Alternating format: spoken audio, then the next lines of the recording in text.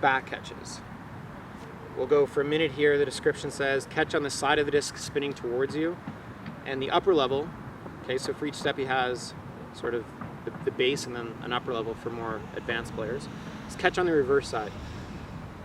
And so his goal here is increase hand quickness in reading the spin of the disc. All players progress at some point to a realization that there is often an optimum side of the disc to catch, which is the one spinning into your hand.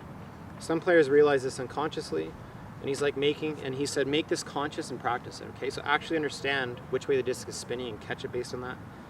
So for example, if I'm throwing to Steve, if I'm throwing a backhand, okay, the disc is spinning clockwise towards him. He wants to catch it where the disc is spinning into his hand like this.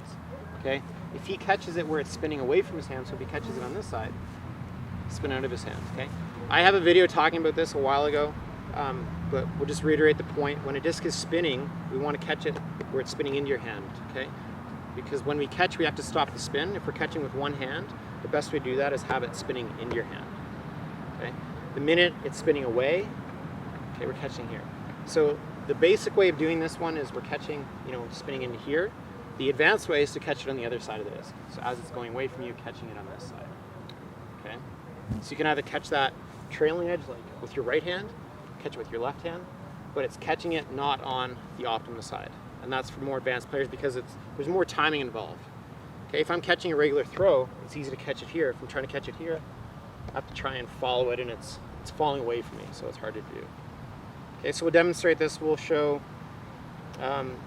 spinning in your hand, then we'll show the advanced level of catching on the reverse side.